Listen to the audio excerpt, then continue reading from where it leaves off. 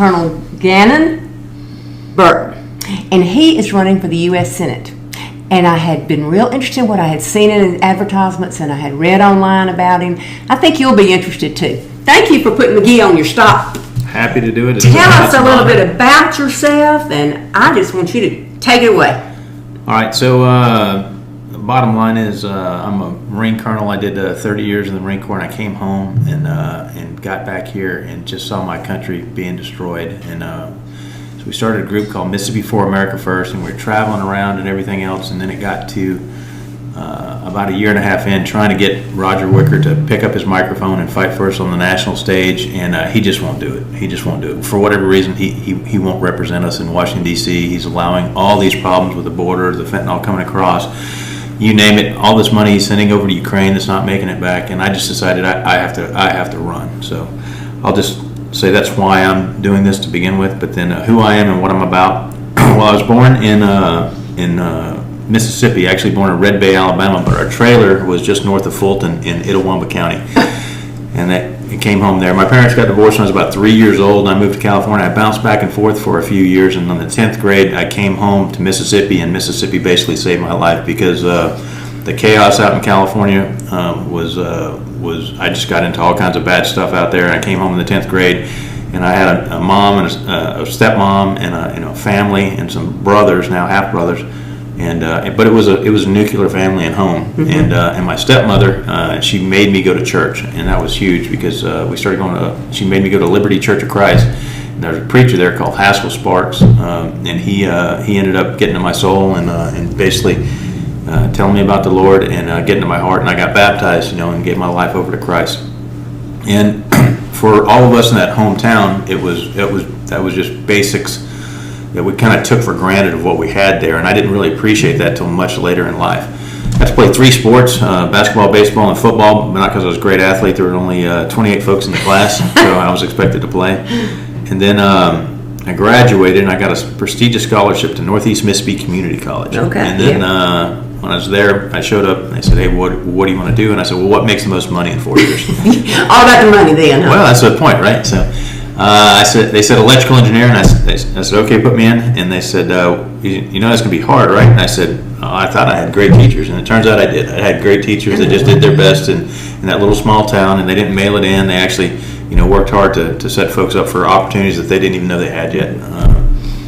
While I was at Northeast making great grades, a buddy of mine joined the Marine Corps, and I said, you know what, I want to go with you. And we had both enlisted to join the Marine Corps, but because we're in college and they were having trouble filling some slots for officer candidate school, the Marine Corps came over to us and said, hey, we want to make you guys officers. I was like, I don't know, what is that? And they said, well, there's more money and responsibility, and I quit listening when they said. I was going to say they said what you wanted to hear. Yeah, as soon as they said more money, I was like, yeah, I like money, right? So we went into the officer candidate school together, and ended up. It turns out, that if you had done 2-a-day football practice in August in Mississippi, mm-hmm. worked in the fields with your grandpa, had done construction work, got lost in Noxubee Forest, learned how to shoot deer on the run and all that, and you were set up pretty well to be a Marine. And we did. I did really good there and got through the initial training. Well, then I went to Mississippi State where I was finishing up my degree in electrical engineering. Met my wife Carol, and we ended up getting married. We had our son Cade while we were finishing up college there, and we were bouncing between an apartment and 3 different trailers basically before we got into the Marine Corps. So we got into the Marine Corps, and I like to say my wife was like, "You're not going to mess this up." She was not going to let us mess this up, and the reason is because we lived in a bunch of austere locations, and now we actually had a house. There you go. Yeah, they gave us a house. So each day going to the basic school for the first 6 months, you go through the basic school. It's infantry training, mm-hmm. and the infantry training is It was a class of about 243 lieutenants, 6 months long, and it's just as if you were running in a company of infantry Marines, and you take different positions the whole time.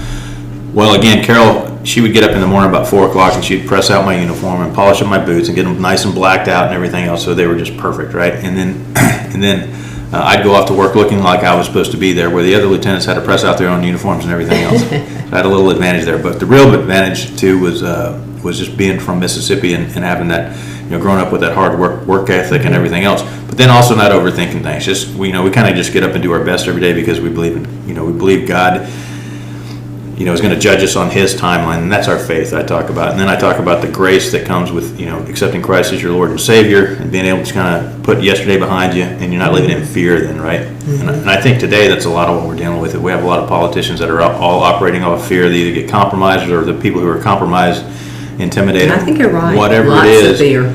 But it keeps people from telling the truth and living honestly. And so because of that faith that I had here, that I learned in Mississippi and gained in Mississippi, able to basically just be true to the day and what was going on and be a good person all the time. And I ended up graduating number 1 out of 243 lieutenants. Awesome. Right. So I got a regular commission there.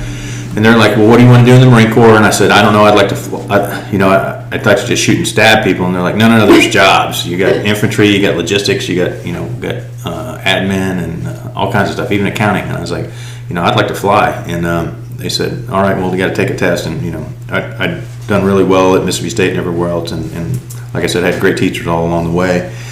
And they set me up to take that test, and I aced it. And we got down there to flight school in Pensacola after that, and just kept doing our best. And Carol would quiz me on my card. She'd say, she'd take a card out that had engine failure on it. Back was the procedure. And she'd say, okay, your engine fails. And I go, fly, check, feather, clean, look, lock, ABC, talk and squawk, so I could get my mnemonics down so that I could perform in the airplane.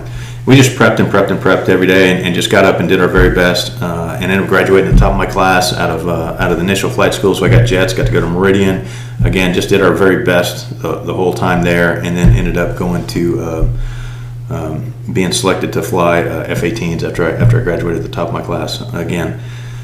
And then went out to California and just having the greatest time because we started flying those F-18s, and those things are incredible. You just know that you're living in the best country on earth. You're supported by a superpower and the industrial base that goes behind that, and all the great engineers and everything else, right? So doing that every day and just having the time of our life until we had to land on the aircraft carriers at night. And still, I don't think I could do that. Still to this day, that's terrifying. I tell folks, I came in, I was going to my last landing on the thing, I actually hit so hard I broke the jet. But they said, and I thought it was over. I didn't think they were going to let me fly again. And they said, no, it was really rough conditions out there. We'll fix the airplane.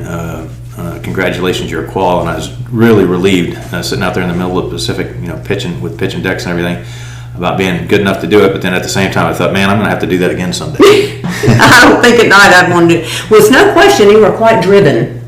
Yeah. We just, like I said, people think that it's really, being driven, and I don't think it's so much that it's just truly accepting that God's got something for you, and you don't have to overthink it. You just get up and do your very best. So the problems that come along, you deal with them as they come along. Sure, you think out and plan, you set goals from yourself, and also when opportunities come, you don't shy away from them. You take them on. So hey, here's an opportunity to go fly jets. Yes, I want to go do that.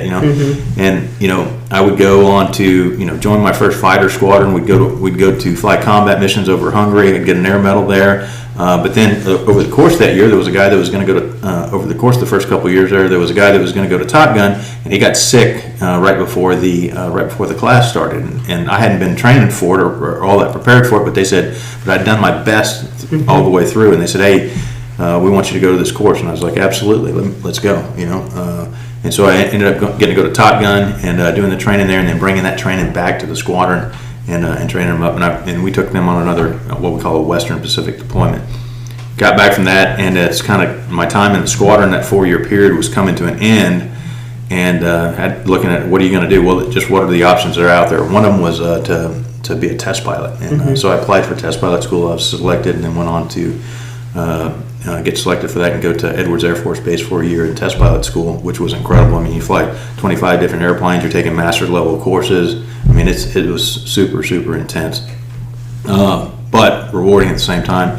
And then for there, we did a test tour, and then after that, I ended up doing a year in Iraq on the ground in 2006, and came back from that, and then joined the VMFA 323, which is a fighter squadron in Miramar, California, that John Glenn had actually been the operations officer for, some 50 years prior to that, which is kind of cool, yeah. And I actually got to meet him while we were serving on the John C. Stennis aircraft carriers, And again, flying at night, flying on the aircraft carrier at night and all that, just like, everything in your soul says turn around, go to shore, but it's like, look, you asked to be here, right? I can do this. You asked to be there. And that's kind of that's where I get, upset kind of with Roger Wicker and him not representing us on the national stage right now with all these bad things happening in the country, because he asked to be there. He said he would be there. He said he would fight, and he's not. He's not visible. The only thing I can see him fighting for is more money for Ukraine, which gets funneled back into the political system, and it corrupts it, and it furthers the corruption.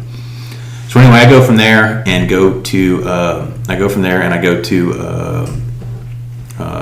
I get selected for command. My first command is VMU 3, and we take that squadron to Afghanistan. Now, that's an unmanned aerial vehicle squadron. And I'll tell you, I was kind of heartbroken when I got an unmanned aerial vehicle squadron, because everything I'd done, in my mind, I was just caught up in the machismo of being a fighter pilot, Top Gun pilot, all that. I liked that, right? I enjoyed the prestige of it all, and all of a sudden I was going to do something that was unmanned, but it turned out to be very manly, because we ended up going on some convoys and helping some folks out who had been being shot at and ambushed over and over again. So we got on that convoy, and we got our UAVs, or unmanned aerial vehicles, overhead to spot the enemy, and we took care of them so that they quit harassing that convoy. Ended up getting a Bronze Star, and that squadron got Squadron of the Year for the entire Marine Corps. Oh, goodness. Right, and then I got selected for Air War College and got to go home. By the way, my kids are growing up during this whole time, right? And you have how many? We have two boys, and so they're growing up. They're moving high schools, and I think each of them went to 3 different high schools, kind of thing. It's like we were moving them so much during the those really stable. Most people looking for stability for their kids there. I was just doing whatever the Marine Corps told me to do. But because I took that job, I didn't necessarily did my best. I did end up getting selected for colonel, and I did eventually being selected for 06. I'm sorry, not 06, but to command VMFAT 101, which was the largest fighter squadron in the Marine Corps. So I had over 40 aircraft on the line every day, and I was training all the young pilots like I'd been just some 20 years prior. And then after that, we went to Korea for 2 years, and you remember all those missiles going back and forth with Kim Jong-un back in 2018. But President Trump basically shut that down when he walked across the line and basically extended his hand to the president over there, and basically said, "How about we don't blow up the world?" And he was like, "Hey, I think that's a good idea." And they worked out a relationship, and everything calmed down a lot, which that's what real leadership is, and that's why I got and it's another reason why I have a lot of respect for President Trump. But then when that tour was coming to an end, that's when COVID and everything broke out, right? And then we ended up landing in Washington, D.C. for my final tour, which was at the Pentagon. And I didn't know it was going to be my final tour at the time. I was all set up, to hopefully make general officer. But then things would really change after that. And what would change is when we landed, the Black Lives Matter, rallies, riots were going off. We'd been told that George Floyd had been, crushed or had been, crushed to death when in fact he had died of a fentanyl overdose, at least according to his blood, the amount of fentanyl that was in his blood. And anyway, the left in this country was allowed to basically just cause complete chaos, and I think it was because the political establishment was completely afraid of Trump, and they were willing to let the country burn in order to set up the conditions so that they could rig the election in 2020. And that's what they did. And I didn't know that at the time. I was just kind of watching things real time as they were happening. I didn't really absorb it, but looking back, it's pretty clear now. And I still had so much respect for President Trump and thinking everything would be okay once we got through the election, because when they burnt the church down in front of the White House, or tried to burn the church down in front of the White House, the next day he was out there after they cleared the square, holding a Bible in his hand. And I go, this is a godly man. If he may not have been living godly his whole life, but he's definitely, channeling the Lord now. And I was thinking, this is going to be okay. But then, come November 3rd on election night at 10 o'clock, they stopped counting in Arizona, Georgia, Michigan, Pennsylvania, Wisconsin, and in Nevada. And when all that happened, all of a sudden I was like, something's up. And of course, about 4 o'clock in the morning, they just started spiking, just dumping ballots into the whole thing. And I was thinking to myself, I go, there's no way my federal elected leaders are going to allow this to happen. It's just too in your face. But Roger Wicker never stood up and said, this is insane. We're going to destroy the country. The American people didn't vote for this. These states are being taken over, and we're undergoing a coup now, or a color revolution, which we can talk more about what that is in a bit. And then to top it off there, I'm kind of watching and following the whole way as I'm thinking this is going to get overturned. There's no way they're going to let this happen. I actually talked to a staffer on the Hill who said that, hey, that they were going to present the evidence there. And once they presented the evidence there, that evidence, they would send it back to the states for recertification. That's what they were going to do on January 6th. But then on January 6th, Mike Pence, who I believe in firmly in my heart now is a coward, refused to follow the plan that was constitutional and in front of him. And when he announced that, they started firing into the crowd and getting them all riled up. Then they opened the doors, and we actually have the video of them waving folks in. And Carol and I took leave that day and walked down to the Capitol because we only lived a few blocks from the Capitol. We listened to President Trump speak. And when we walked back from the Capitol, we got to the east side of the west side of the northwest side of the Capitol there, and we were staying outside and clear of the barriers and everything. But all of a sudden, I saw people actually getting waved into the Capitol. I saw them move, and I saw them had moved the barriers that were there to keep people away. And the reason they can do that is pretty clear. What they wanted to do is interrupt that proceeding so that the American people wouldn't see and presented and set into the record all this evidence of voter fraud, and I was just aghast when I got home how it was being portrayed on TV, and I was like, you know what? They took away my moral authority to stand over those caskets in the middle of the night because I'd stood over, young men and women who had been in a box with a flag over it, on the back of a C-130 and C-17, who were being shipped home to their parents, and their parents were on the other side of the world and didn't even know they were dead yet, and the fact that these people would behave in such a manner and have such contempt for the American voter and the American people that they would rig elections and the entire oligarchy would come to work to try to sell this false narrative just told me that this is something that is not what I had signed up to do. And I said, you know what, I'm going to retire. I'm going to take myself out of the fight here and try to figure out what's going on. Well, that night, on the 7th, I put in my paperwork. A few weeks later, the Monitor offered me a chance to go to the Brookings Institute and stick around for a year. And I'd already taken myself off the list for generals because I said I was basically done. I told my boss that. And then I accepted to go to the Brookings Institute. And what that is, it's a liberal think tank there in Washington, D.C. And I was thinking that's where a lot of the bad ideas are. Why don't we go find out how these people are thinking, and maybe someday we can actually apply them and be in a better position to push back against them. Well, it turns out I wouldn't end up going to Brookings. One, there was an investigation that was done on me for just being present at the Capitol, which I was cleared on because it was perfectly legal for me to be walking around and to observe, which I did, and I didn't participate in any riots or anything like that. And the other part of it was that they let me. The other thing that happened after that, because of that investigation, they pulled at the last minute my ability to go to the Brookings Institute, and I was like, "Now here I am. I told you guys I wanted to retire. Now you pulled my lifeline, if you would, to stick around for another year." And they offered me basically an admin job that I could do while I worked on my transition, and basically getting out within a year. And I told them, "Okay, I'll take that." But then even that wasn't good enough because in July of 2021, my stepmother took the first shot of Moderna. 3 weeks later, in July, third week or so into July, she took the second shot. 3 weeks after that, she was in the hospital with blood clots on her lungs, and 3 weeks after that, she was gone. Really? And right when all that was happening, they came out with the vaccine mandate in the military. And when that happened, I said, no, I can't take that, and I just accelerated my retirement so that I could get back to Mississippi. And I came back to Mississippi, and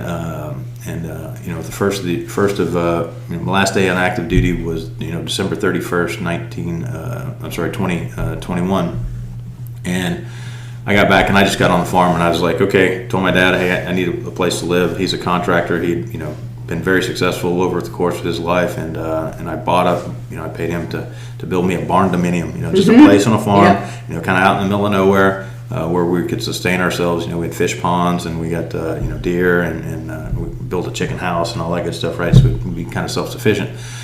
And then after I kind of knew that I was in good shape there, I was looking around and I was thinking, okay, what are we going to do about this? Are we just going to sit back and let the world burn around us, wait for the zombie apocalypse, or we're going to actually go out and re-engage here? So I started a group called I went to a Republican meeting. I met a guy named Ken Delaney there, and we started talking about everything that was going on. He said, hey, we got to get you out there. I got to get you telling this story. I said, okay, let's go. We can do this. And we started traveling around and just meeting different places. And I was, wearing my truck out and everything else. We started a group called Mississippi for America First, which we could fundraise for to basically help me get around the state, help us get around the state and do different things, but basically to spread the word about how we needed to hold our federal elected leaders to holding them accountable to serve us, and how do we do that? And I thought, naively, that if I was doing this, and I'm talking to the Republican women's groups, and I'm talking to the VFWs and the American Legions and all this, that they would, as they wrote their letters and did things, that Roger Wicker would actually pick up his microphone and become a leader. That's what I was trying to get him to do, to actually represent us.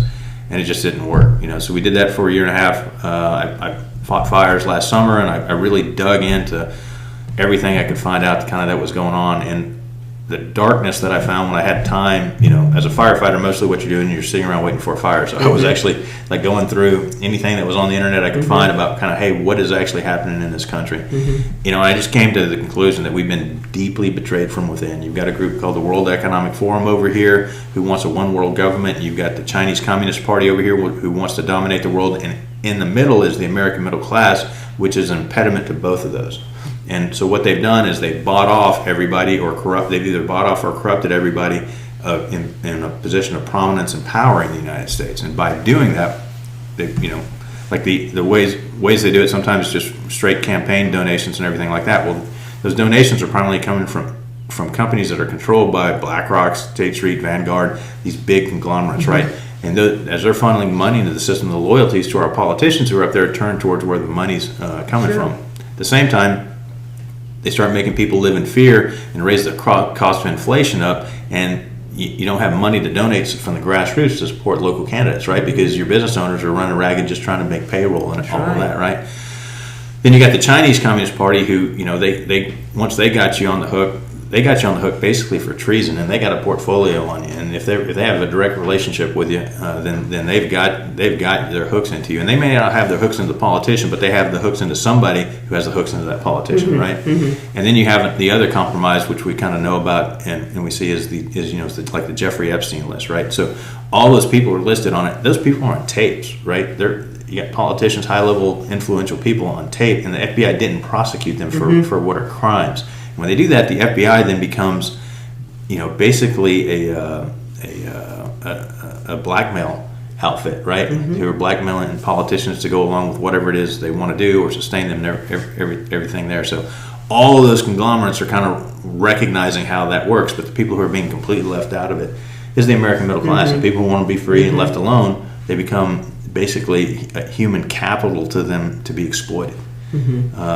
And we recognized all that, and then and I just kept telling the story and trying to get folks to engage, Senator Wicker, and get him to actually speak up and fight for us.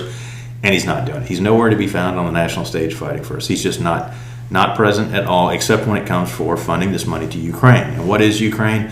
Well, it's become a massive money laundering scheme where we send money over there, they park it, it props up, they park it in different assets like FTX Bitcoin.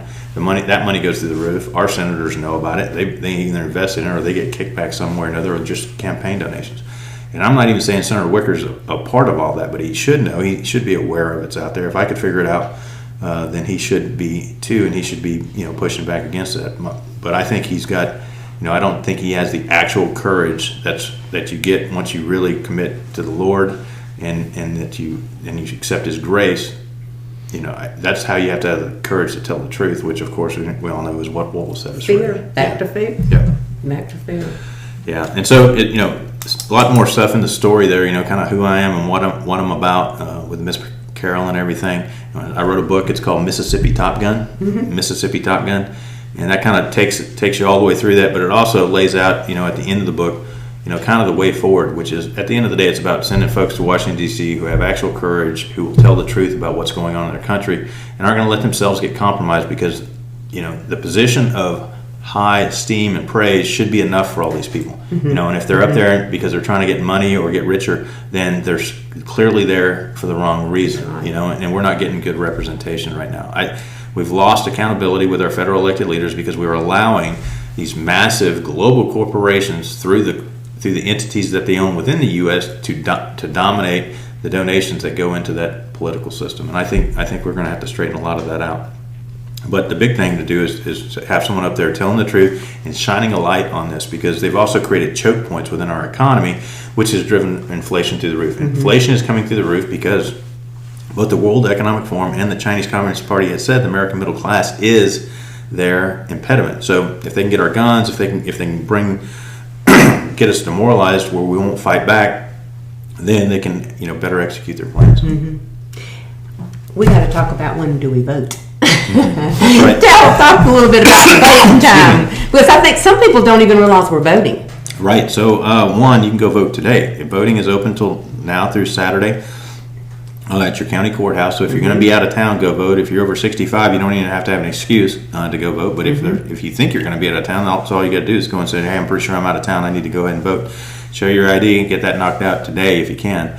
Otherwise, March the 12th, 7 o'clock a.m. till 7 p.m., they'll be there. You can also sign up to be a poll watcher, poll worker. Go to your polls. Tell them you want to watch what's going on, and you want to be a worker and be part of the process. That's a big deal. We need and it those. gets paid, too. It's a paid position, those. so you can show up and go and work at the polls.